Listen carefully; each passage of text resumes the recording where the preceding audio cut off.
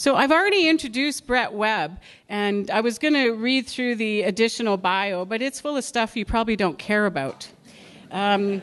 I know some of us really don't. We know that he's a brilliant mind, and it was one of the reasons why I came to work at WSN was to have a chance to work with Brett. We call him, under his director's name, the Master of Happiness. That's apparently the master's degree he got in happiness. And when I called him last week to go over some things through the conference, I said to him, "You sound like you're out of breath. Where is he?" And he goes, "Well, I am." I said, "Well, what are you doing?" He said, "I'm shooting a bow and arrow." I said, "What?" He said, "Yeah." He said, "I do that for relaxation." I said, "Well, you don't sound very relaxed or very happy."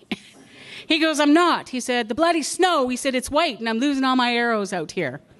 And so I kind of brought it back and I said, "Brett, what are you going to be talking about at the conference next week?" And he kind of laughed. And, he just went into this conversation about mindfulness and resilience and happiness and about changing a culture. And I thought to myself, here's somebody who truly is passionate about what they're doing. He's probably lost all his arrows. He probably has no more. I don't know if he has his bow and arrow. But he took that as a learning opportunity. And what he did is he turned it into a learning opportunity for me.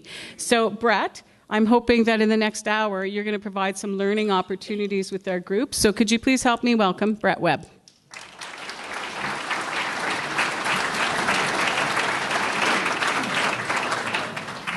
Thank you. I have 3 arrows left, by the way, so out of 12. Okay. So I gave you a quick introduction to my topic. But again, just quickly why I put this together and the purpose of it basically is to show what is culture. So I'm going to take you through what is culture, why is it important, and I am going to use some research and evidence-based practices to hopefully sell the concept of culture and different components of it. I think that's important because it is, an intangible. I need you to be able to see it as something that can affect a larger culture in relation to production and safety, everything that you're doing. Mental health as well. I know that came up. Then the last part, I'm going to look at how do we change culture. So I'm just going to provide you a quick roadmap of some of the things I've put together to be able to start to look at culture and develop strategies around culture. So the handout is going to be wordy, or the slide is going to be wordy because it's matching the handout that I'm going to leave at the WSN booth, which is at the far end of the place out there. Okay?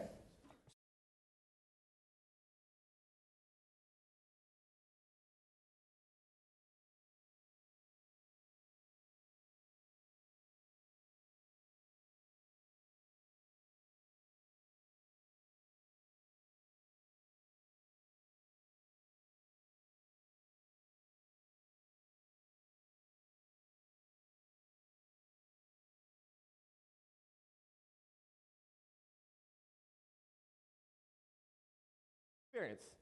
From there, I start to form a belief. Oh, maybe the training I went to isn't how it's implemented, that the rules don't apply, right? From there, I'm going to have a behavior. So I'm not going to tie off. I don't want to be the door.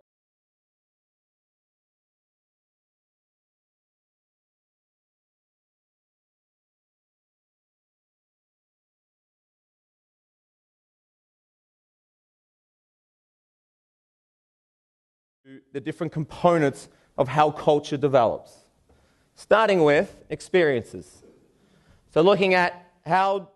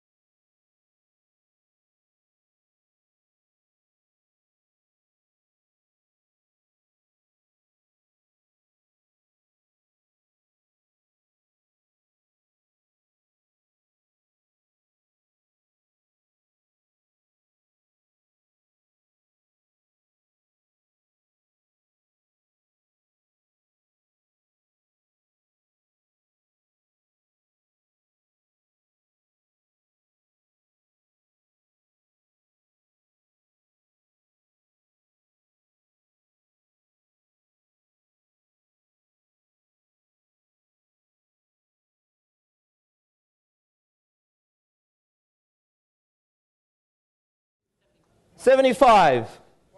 20. Oh, pessimist. Holy moly, 25. 75, yes. So at the time, everyone said 80, 90%. So how many people helped? 4%.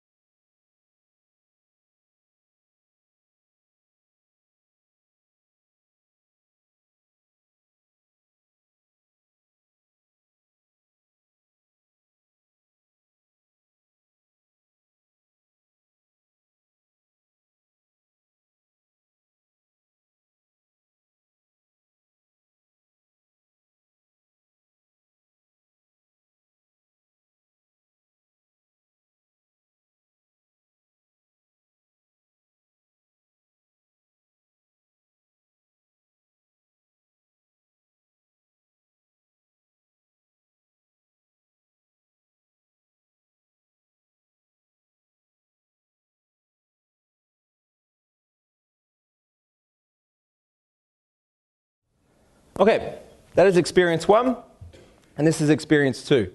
So this is the amount of people that die of occupational disease and injuries currently in Canada over the last 7-8 years. So which one had more meaning?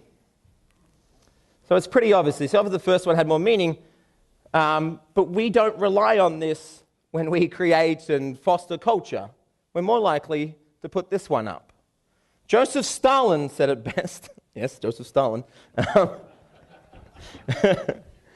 death of one man, death of a million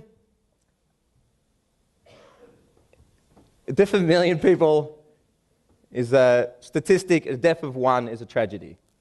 Okay? We have to move away from basing our decisions on stats and start to create experiences around people. Okay? That's the difference. That's what creates our culture. Now, what influences that culture or those experiences? So we'll look at who and how. So first of all, who? This was a study done, again, in the US. It was done in the healthcare industry. And what they did is they measured the culture and engagement. General culture and general engagement, nothing to do with health and safety, but generally. What they did is they found traffic like those departments. They had fantastic culture and fantastic engagement. Green departments, then they had orange, and then red. Terrible culture, terrible engagement. Then they took the managers, yay, green managers, and they had those red managers. And what they did is they swapped them.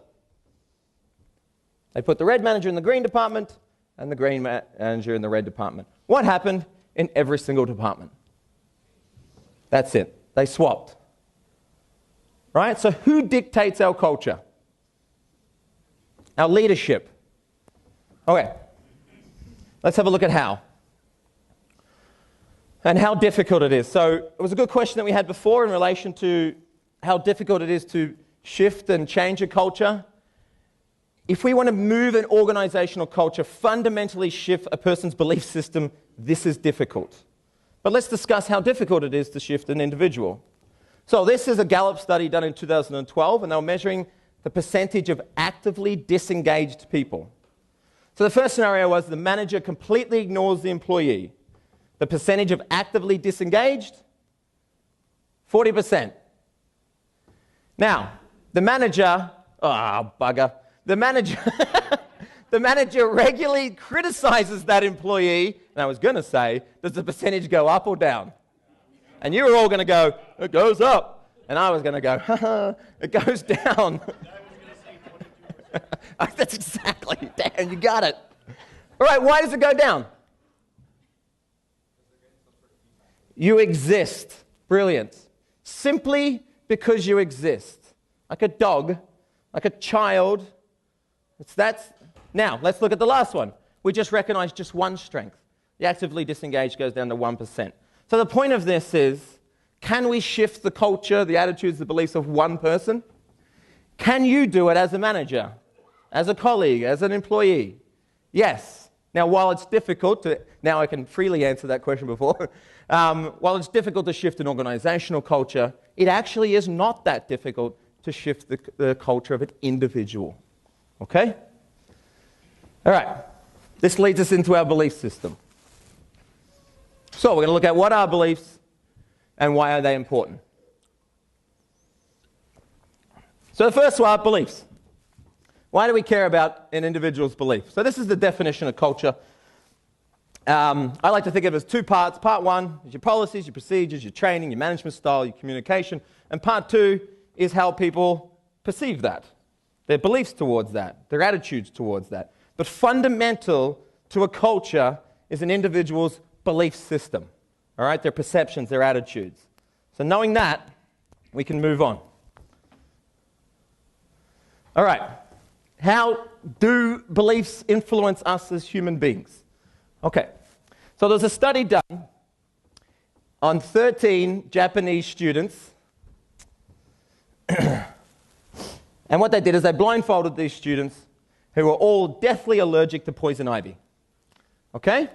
So what they did is they rolled up one of their sleeves and they rubbed an ordinary plant on their arm, but told them it was poison ivy. Okay? 13 out of the 13 had poison ivy-related symptoms.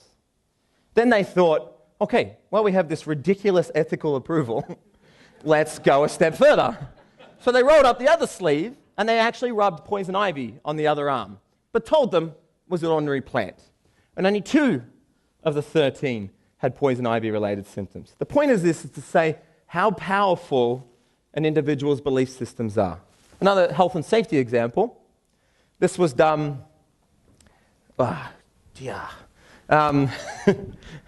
this was done in hotels, so they took very relevant, given that we're in a hotel.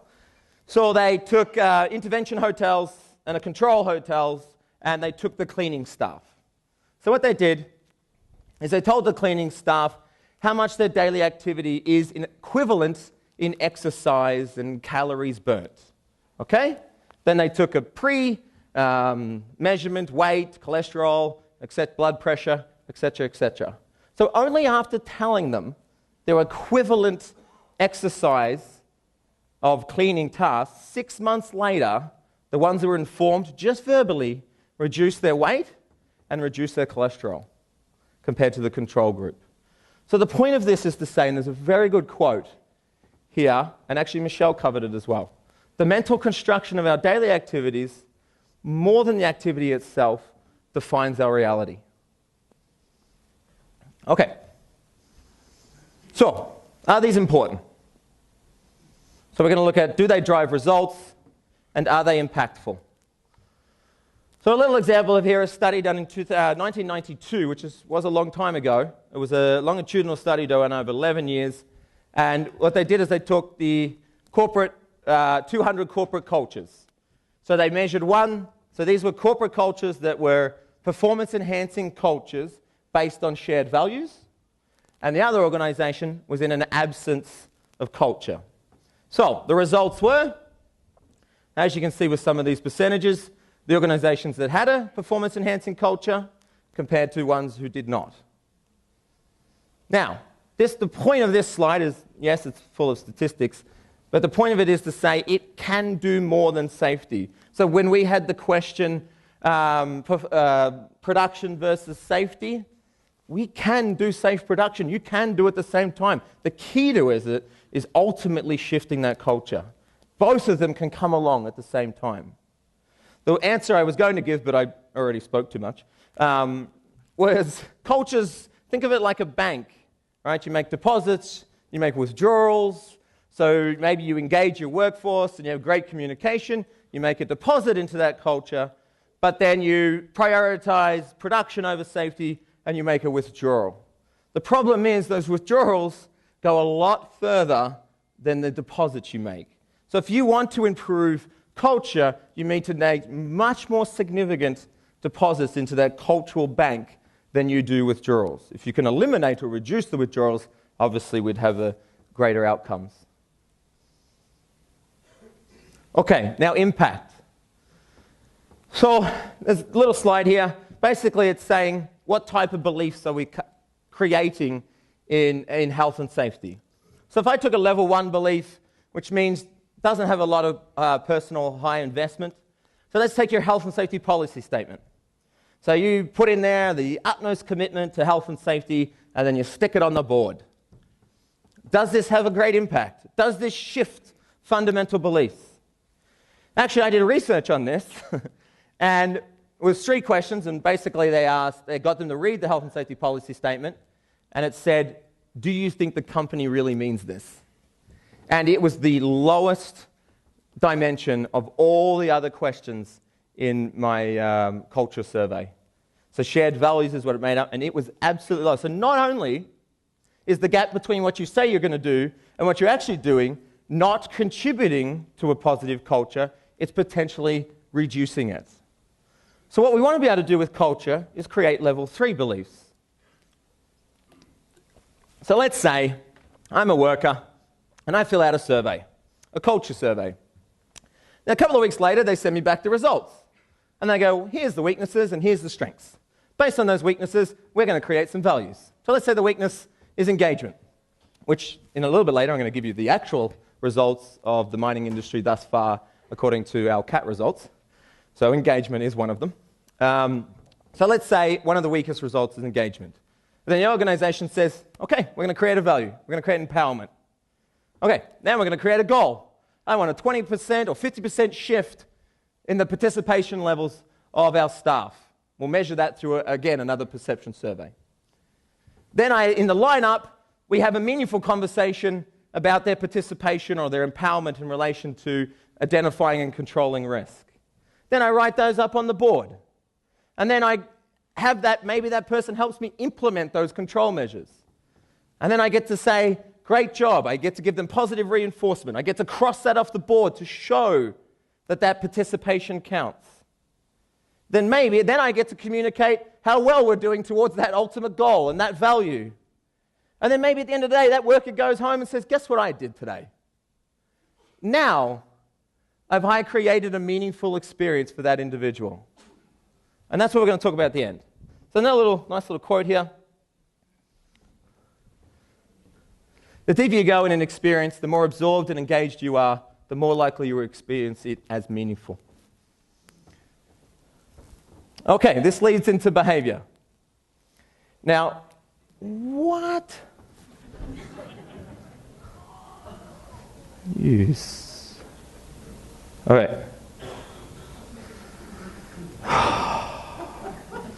I should have had the chance to bring the computer over and I left it over there. Idiot. All right. So behavior. Again, some people look at behavior as a 4-letter word. We think of behavior-based safety, whether positive or negative, it doesn't matter. Ultimately, in health and safety, we're either creating a desired behavior or we're trying to shift a behavior to a safe behavior. So it is a very important component. We need to get over the fact that it's a faux pas to mention behavior. It's fundamentally what we're doing. The experience, the beliefs, leads to the behavior we want to create. We want to create fundamentally safe behavior. Okay, So the first part of this is, do we have the capacity to learn? So this is important, because if you don't believe we actually have the capacity to learn, then what's the point? And then the second part, how do we effectively learn? So the first part, do we have the capacity? I'm going to talk about neuroplasticity and neural pathways. So, neuroplasticity. So has anyone been to London, England? Anyone? So this is the map of London. So as you can see, the streets are a bloody mess. Right? So it's not like New York or Toronto built on a grid, a planned city. This was just plonked. Okay? So what the research did is they took two entities. They took bus drivers and they took taxi drivers. And what they did is they did functional MRIs to measure their hippocampus. Okay, the hippocampus is the part of the brain we allocate to spatial memory. So the bus drivers saw no change. It's a designated route. It goes along the same line every day. The taxi drivers had an enlarged hippocampus. All right? Neuroplasticity is the theory of, does our brain evolve and change? For the longest time, we said no. As soon as you turn 25, that's it. You're done. All the learning you've done is done, because that's basically when the prefrontal cortex is fully developed. One of the reasons why we should have an increased emphasis on young workers, right? Because that brain is not fully developed. Their ability to do a risk assessment is somewhat reduced. One, because the brain they're looking at risk adverse, plus they don't have the experiences that we have that creates a greater risk assessment. So either those taxi drivers just happen to have an enlarged hippocampus and happen to become taxi drivers, or the act of driving around London, England has increased it. So the brain has developed over time. Okay, just another quick one. This one's in relation to health and safety. So these are people that were blinded through a chemical accident during their life. So they weren't born blind. And what they did is they pricked their braille finger and then looked at it under functional MRI. So the non-braille finger did nothing. The braille finger lit up like a Christmas tree. So again, either they just happen to have one finger that is connected to the audial and visual cortex, or as a result of being blinded through their life, they've created that brain function. So, does neuroplasticity exist? Absolutely it does. People can learn, people can evolve. The key to what we do in health and safety, so a little quote there. It may not be true, you could teach an old dog new tricks, but then we aren't dogs. All right, so the next part is neural pathways. That's essentially what you're doing. In relation to behavior, you're trying to create neural pathways. You're trying to create safe neural pathways, and hopefully, and there is a strategy to this, weaken unsafe behavior in relation to neural pathways. Okay? So, does anyone remember Tetris? Yeah? All right. So, there's a study done on 27 students that had to play Tetris for 7 hours a day over 3 days. All right, then they did an analysis, and what they found is Tetris dominated their life. Right? They dreamt Tetris. They went to the supermarket and looked at the cereal aisle and said, if I just shift that box over, I can get a line. The point of it is to show that they created neural pathways. So they created spatial memory neural pathways from playing Tetris. So is neuroplasticity a thing? And can we create neural pathways? And the key to it is, what we need to be able to create is neural pathways that fire together, wire together. It's an old saying. So, this leads us to, how do we affect behavior? How do we shift? How do we change behavior? Okay? We're going to look at two components: outsmarting your brain, which is not that hard, and self-efficacy. All right. Now, I've somewhat concentrated here on training, mainly because we tend to go to training in health and safety as a solution, an administrative solution to control a risk. Okay? So I put that in here as the main part of a behavioral shift. So, first of all, human beings are emotional creatures. 100%. So we learn with our heart and not our head. Okay? Let me give you an example of this. Do you remember where you were, who you were speaking to, the weather, when 9/11 happened. Yeah. So you have an extremely vivid memory of that. That's because the emotional part of our brain is very close to linked to our memory. So when we create training, when we do this, we need to engage that emotional piece. Now you know why I put that video at the start, right? I wanted to be able to create that emotional signal in your brain. Now, the brain's lazy. Well, I shouldn't say it's lazy. It's efficient, okay? So the brain is only going to concentrate on things that it cares about. So danger and reward is one thing that it concentrates on. Okay, so if something's going to go wrong, I'm going to allocate brain capacity. If something I'm going to get rewarded, I'm also going to create brain capacity for that. Now, it's also very efficient on removing useless information. It is going to look, does this affect me in a danger or reward, and is it new? So that are the parts of the brain is going to concentrate on. So when we do training, slide after slide after slide after slide, does the brain give it care? Does the brain care about that? No, it doesn't. When we do a recap of the last session, does the brain care? The brain is actually designed to ignore that. Is this information new? Do I care about it? No, I don't care. So what we want to be able to create is an emotional component. Look at the limbic response, so fight or flight is another example of it, and create the information as new. All right, and that simply can be a new presenter, a new location. We'll get into it a little bit further. Learning as a group, so not only are we emotional creatures, we are social creatures. So we learn very well in social environments. Okay, so group work is a very big component of how the brain learns. So once we get connected with people, the brain releases oxytocin. Oxytocin is a great chemical for learning. It's also one of the reasons if you meet someone and fall in love, that you'll tend to acquire their tastes. It's a biological response, unfortunately, sometimes. The other component is very important to make it multimodal. So the idea of this is the brain is not very good at simply words. Right? To bring in all those words, the brain quickly ignores it. This is why we only remember 5% of our training. What it is good at is using different components. So words, visual context, audio, smell. Basically what you're doing is you're engaging different regions of the brain and therefore making it easier to create neural connections. So we want to be able to do it in a group and we want to do it with different components. Okay, the other part is keep the information manageable. So when we look at a concept, break it down into smaller components. If you're doing the 5-point card, break it down into the risk assessment, the identification, the assessment, the control, the effectiveness of control. You want to be able to look at those smaller components to be able to create that bigger. The brain does not handle big, large, lots of information very well. Break it down into smaller components. Don't overstructure. The brain does not handle structure very well. It actually less structured, missing information. Basically what you're doing is you're engaging the brain. You're helping it.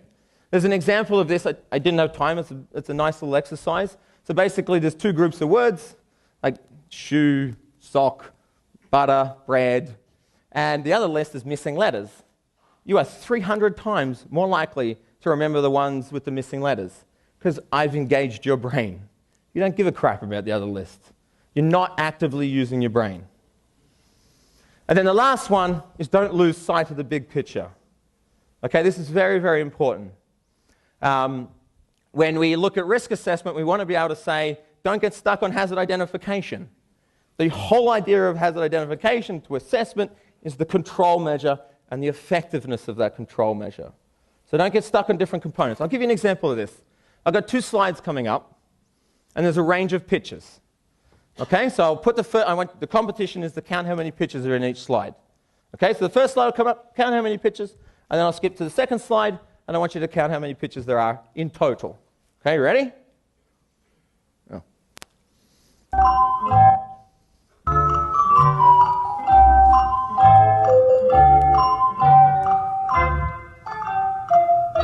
Next slide.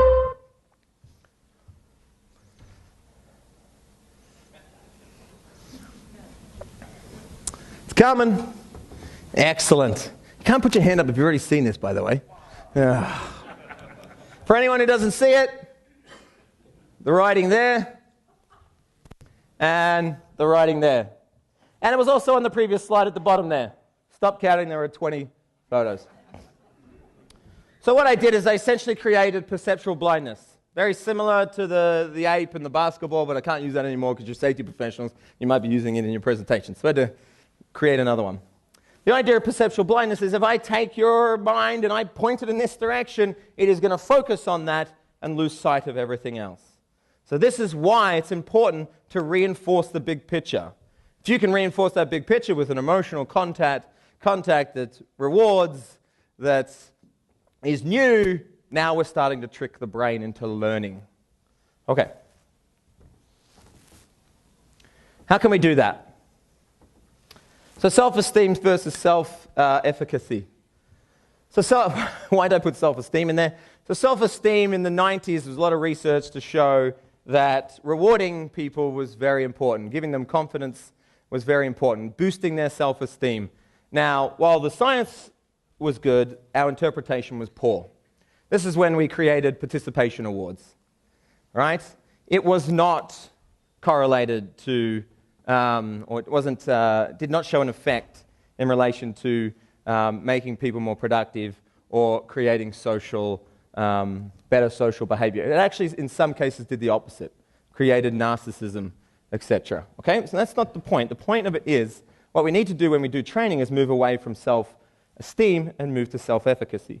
Self-efficacy is simply the confidence in your ability to create that behavior. So when I do training, how do I create that in yourself? So if I looked at pre-training, obviously if you have more experience and you've done it before, this is going to greatly help towards that. But when we get to during training, how do I create confidence? Different component, hands-on, case study, trial and error, fantastic way, learning from doing things wrong, very high component in learning. And then post-training, which is equally as important. So I gave you that little example at Working at Heights. So we go to the legislative training, structured training. I deliberately said that. It's what you do after that training that is potentially the most important thing. Okay? How are you creating the confidence, the culture, the behavior in relation to what you want to see that person? Are you creating a competency? Are you creating practice? Are you creating mentoring, learning experiences, feedback? And very important, praise, to make sure that you are doing it correctly and you are getting that positive reinforcement. It's extremely powerful in relation to human behavior. And not simply praise in itself.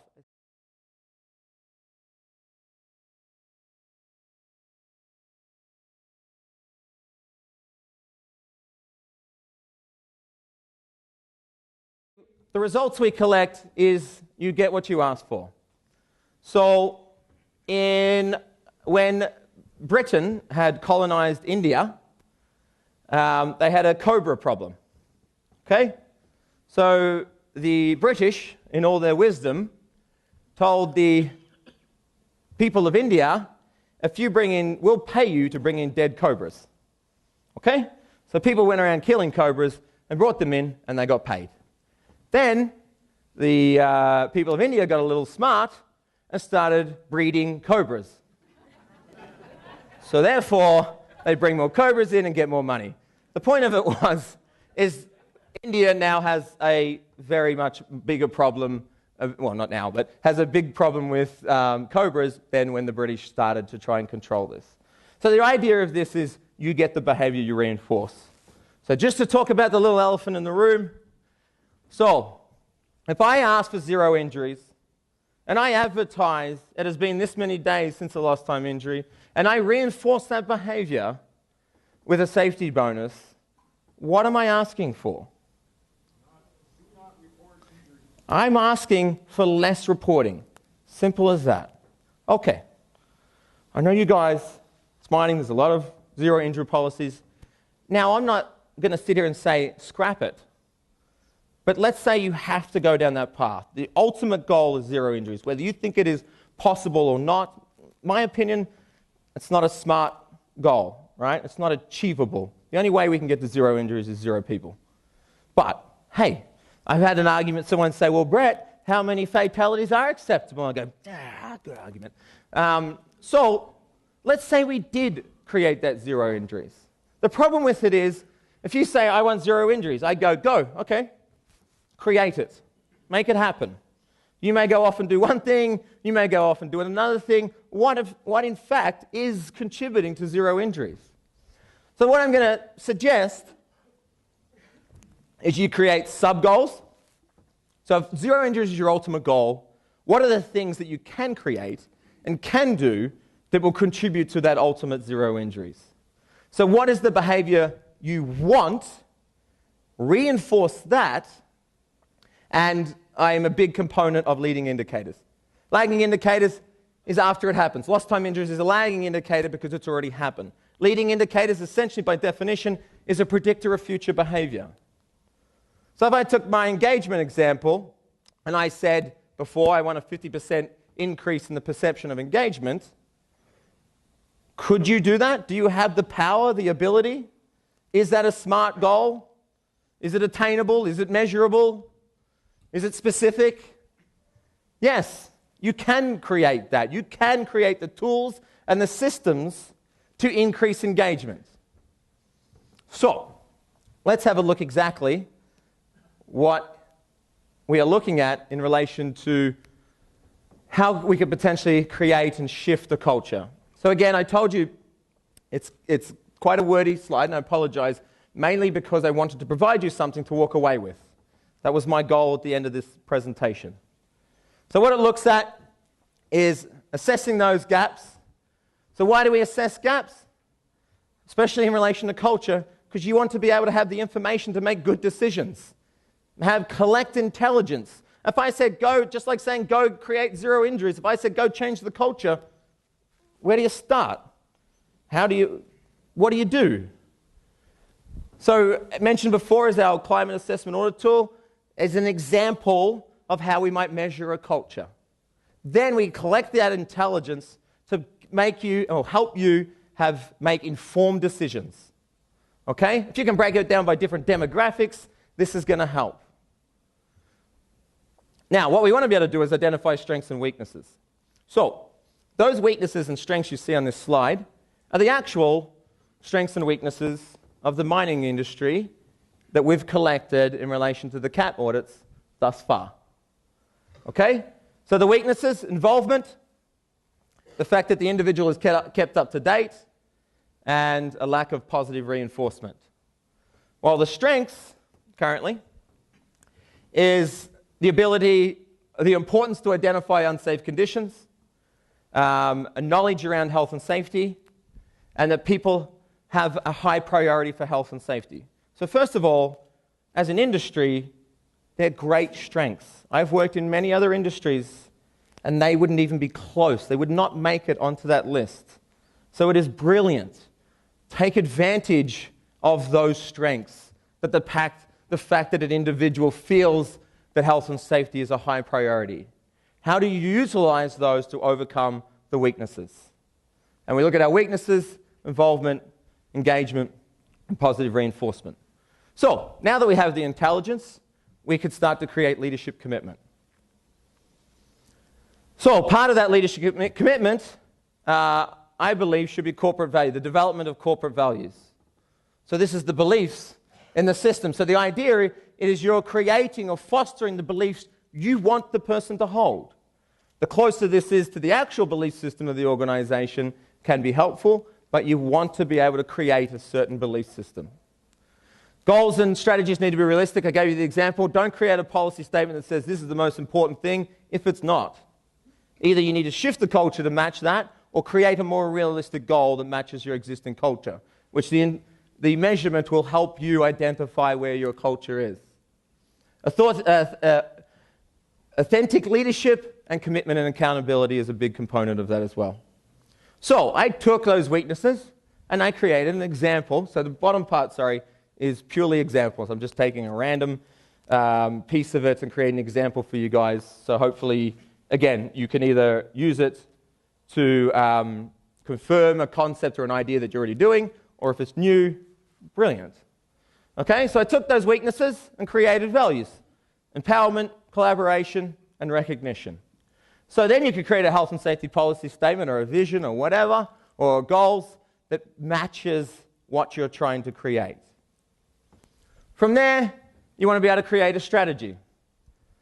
So you want to be able to create SMART goals. SMART is still a very advantageous way of creating goals: specific, measurable, attainable,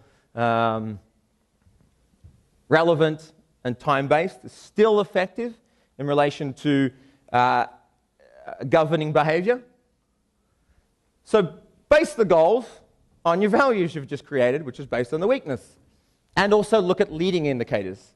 So again, I just put some quick examples. So the top one being a strategy in relation to a goal. So record outstanding risks on a 5-point card, consult workers on control implementation, and you could measure that through comparing the teams with the most solutions implemented. Conduct if-then exercise at every lineup for upcoming change and potential risk. So just a quick explanation of if-then.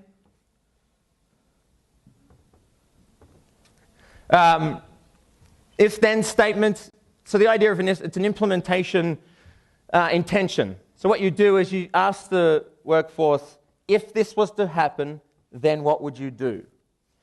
It's found to create, one, awareness, two, you're talking about the topic you want to talk about, you're engaging the worker, but what it does to the brain is it has the person pre-thinking about an item or a risk or a change, so when they get to the workforce, the brain's ability to concentrate on other more important things is increased because you've already pre-discussed it, pre-explored the idea. Okay, so that's just another example. And then a goal may be increase for positive recognition and reinforcement, increase positive reinforcement perception by workers by 20% over the next year.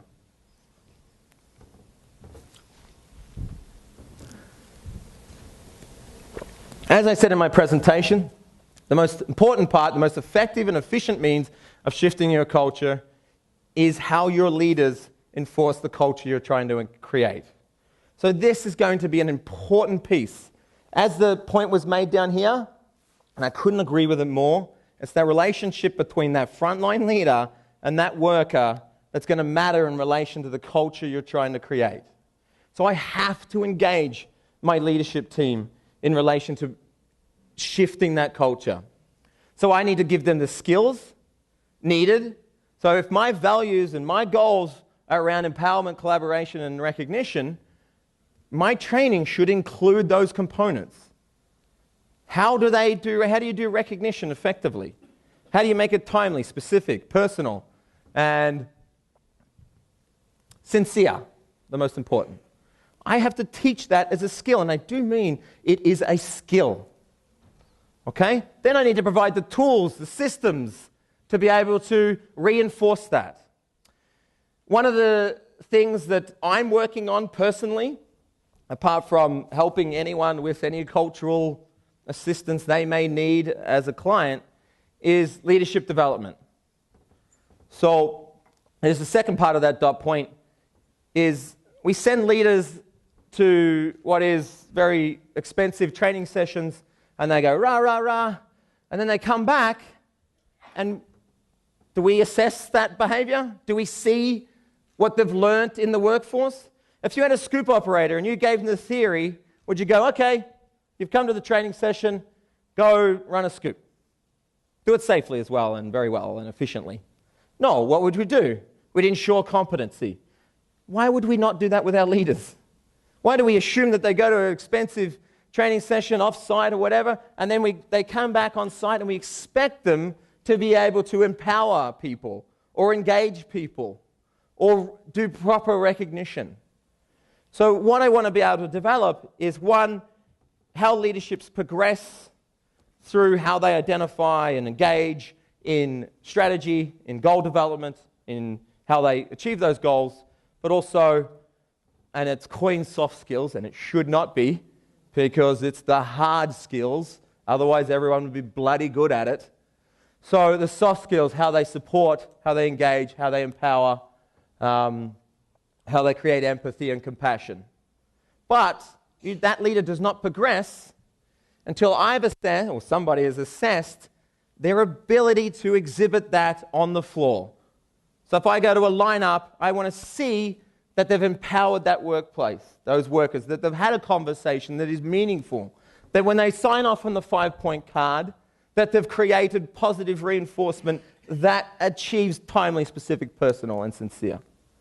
Then they progress to another level, only after I've seen that. So again, down the bottom, I've given examples of that. So in relation to the 5-point card, we could audit to make sure that they're filling it out, that it's getting done, that it's going on the board, that a line is being drawn through it to show that the work that they've contributed to is actually making a difference. That they've re-communicated the goals and the achievements and that reinforcement. And I could do that through an observation. I could watch that lineup. Is that happening? Do I see that? And I mean, I'm new to the mining industry, and I've been to a lot of lineups, and I can tell you they do not include that. Right? It's going through the motions, it's pencil whipping exercise, and new to mining, you only have very minute opportunity to actually create that culture. Right? Line up, 5-point card sign, which just means it's so much more important to be able to have a meaningful, engaging conversation with that workforce, because your opportunity to actually do it and create it is so small. Other examples, leader facilitates meaningful conversation with the if-then, and then leader provides positive feedback, as I said, timely, specific, personal, and sincere. Solutions is everything. It's training, policies, communication. Now, obviously, I'm not going to put all that in there, but the only point I want to make in this outline or map or guidance to help you is to say, is it linked ultimately with the values you've set, the goals you've created, the training you've provided to your leadership? As you can see, it all is interwoven. The only way we can start to shift the culture, and it comes back to that question, is it difficult to shift? Yes, it is, because there's multiple working components to it. If I want to be able to shift an organizational culture or a subculture, a group of individuals. So there's an example, 5-point card training, which is similar to the training I said, experience, cover where, why, how, case study, on-site, correct use, reinforce the engagement component of it, reinforce the value component of it. Don't make it a simple pencil whipping exercise. And the final one is obviously continuous improvement.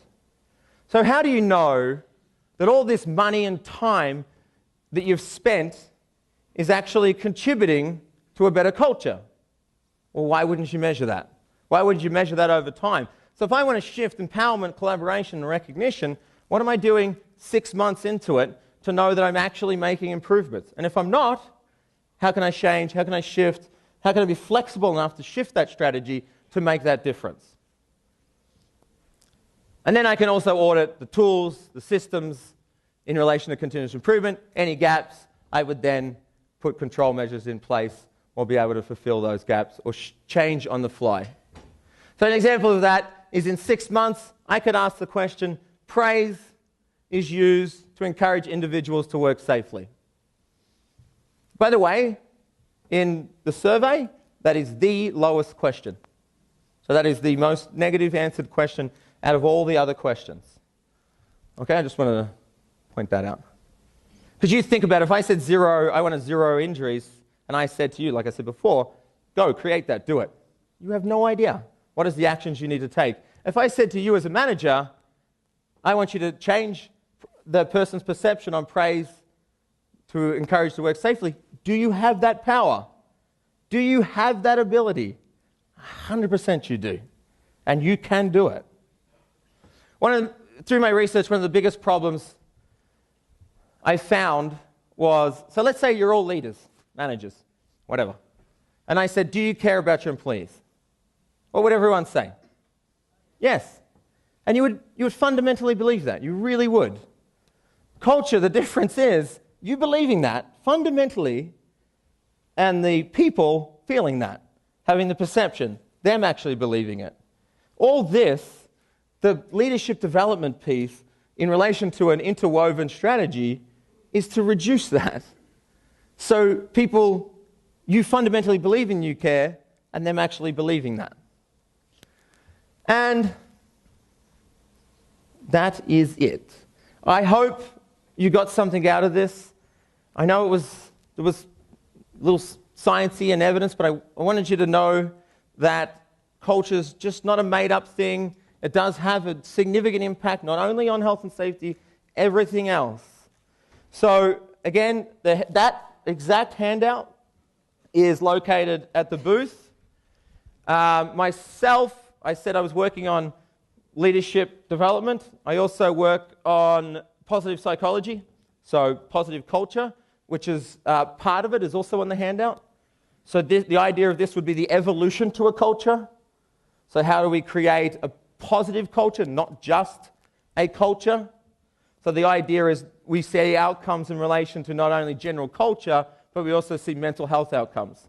The idea is creating an environment where mental health does not develop, right? Because it's extremely difficult to control a mental health problem once it's already developed. So as you can see, we talked about mental health, and I just wanted to bring it into the presentation because if you create engagement, empowerment, and recognition, just as an example, you are also creating an environment that would potentially reduce or prevent mental health problems developing. Engagement and empowerment is extremely important to a human being's psyche. Okay. Thank you. I hope you got something out of it. Thanks, guys.